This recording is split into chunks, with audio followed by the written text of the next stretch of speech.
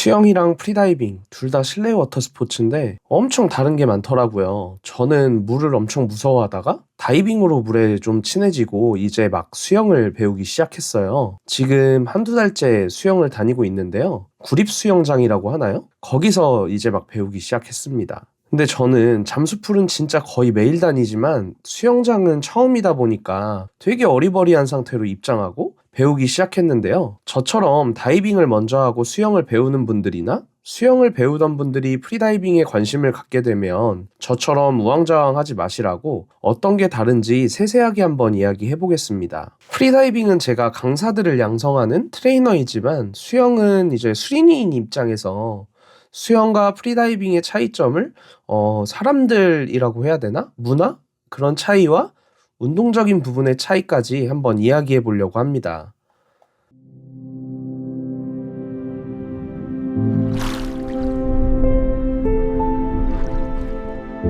일단 문화라고 해야 할까요? 사람들의 차이는 되게 좀 신기한 게 많았어요. 제일 신기했던 거는 일단 수영복인데요. 저는 프리다이빙을 하다 보니까 잠수풀장에서 보면 그 여자분들 수영복이 알록달록하고 엄청 화려한 색들이 되게 많아서 수영장도 그럴 줄 알았거든요. 근데 생각보다 많은 사람들이 수영장에서 되게 무채색 수영복을 많이 입더라고요. 인스타 같은 데서 수영하시는 분들을 보면 막 수영복이 매일 바뀌고 그러던데 그런 분들은 제가 다니는 수영장에는 제가 아직 못 본 건지 없는지는 잘 모르겠는데 그런 분들은 진짜 없고 무채색의 한두 개로 계속 입으시는 경우가 훨씬 더 많은 것 같아요.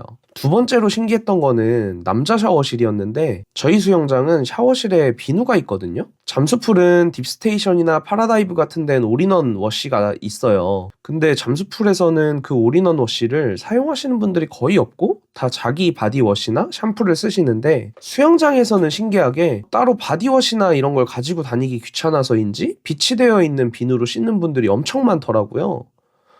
그게 되게 신기했어요. 왜 이런 게 다른지 아직도 되게 궁금하고 혹시 아시는 분 계시면 댓글 좀 써주세요. 세 번째는 이제 저는 알고 있었지만 혹시나 모르는 분들이 계실까봐 해서 이야기해보는 내용인데 잠수풀의 경우는 영상이나 사진 촬영이 되게 자유로워요.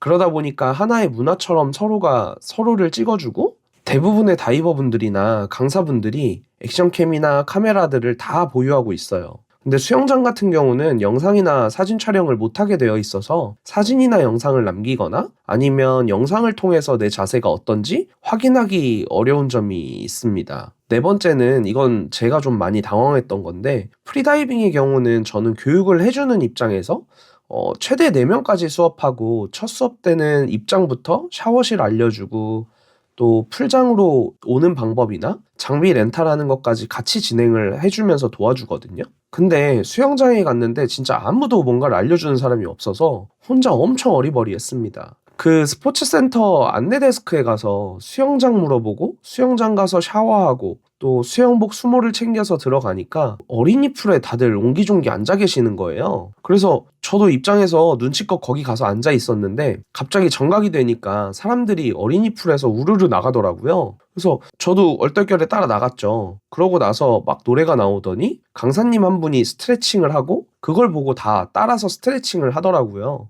저도 눈치껏 따라 하다가 이제 스트레칭이 끝나고 초급 쪽으로 가서 막 수영을 시키는데 이게 한 10명 넘게 수업을 동시에 하다 보니까 강사분이 한 분 한 분 케어하기가 쉽지가 않겠더라고요. 일단 자유형 출발하라길래 한참 했더니 강사님이 저한테 어디까지 배웠냐고 하셔서 저 아무것도 안 배웠는데요 이랬더니 왜 여기 와 있냐고 그래가지고 저는 초급이라고 써있고 다들 일로 오길래 여기로 왔다고 하니까 당황해 하셨던 에피소드가 있습니다. 일단 운동으로서의 두 운동의 차이점은 두 운동이 지향하는 점이 좀 다른 것 같아요. 수영은 빨리 가는 게 목적이지만 프리다이빙은 물 위에서 편안하게 릴렉스하는 방법을 배우고 물속에서 움직이기 때문에 뭐랄까 교통체증 같이 앞에서 느려서 길이 막히거나 하는 일이 별로 없는데 수영은 앞에서 안 가면 바로 교통체증이 걸리더라고요. 줄줄이서 막 달리다가 앞에서 딱 멈추니까 다들 멈춰가지고 멀뚱멀뚱 이제 마치 고속도로 교통체증처럼 이렇게 보더라고요. 또 이 부분은 운동을 할 때 기본 동작에 대한 것들인데 저는 알고 있었던 내용이지만 하나 설명을 하자면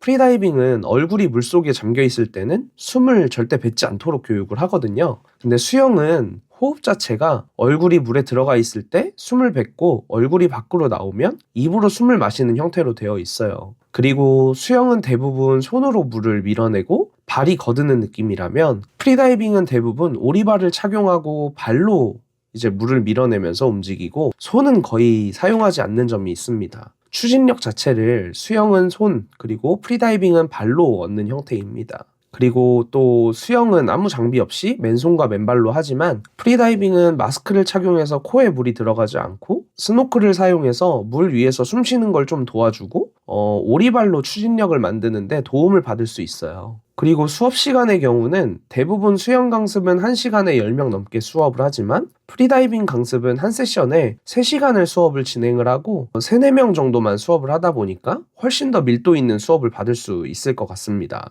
저도 수영 수강 신청하다가 여름에는 수강 신청이 너무 힘들어서 몇 번 하다가 포기를 했고 겨울에 와서야 이제 수강 신청을 해서 수영을 배우고 있는데요. 저는 구립 수영장에서 하다 보니까 엄청 저렴하게 수업을 하고 있어요. 수영도 소규모나 1대1로 강습하는 곳들도 있던데 1시간씩 수업을 진행을 하고 빨리빨리 움직이는 운동이다 보니까 프리다이빙처럼 3시간씩 수업을 할 수는 없는 것 같더라고요. 그리고 시간 단위로 계산을 해보면 소규모 수영 레슨의 경우 프리다이빙보다 조금 더 비싼 것 같더라고요. 시간 단위로 계산해보면. 또 수영 단체 수업의 경우는 강사님이 한 명 한 명 케어하기가 쉽지가 않아서 자세나 습관들을 교정하기 좀 힘든 것 같은데 저의 경우는 그래도 프리다이빙을 매번 하다 보니까 중간중간 이제 프리다이빙 하러 가서 수영을 연습할 수도 있기도 해서 단체 수업으로 쭉 들으려고 합니다. 혹시 이 영상을 보시고 수영과 프리다이빙에 대한 다른 재밌는 차이점을 알고 계시면 댓글에 남겨주세요.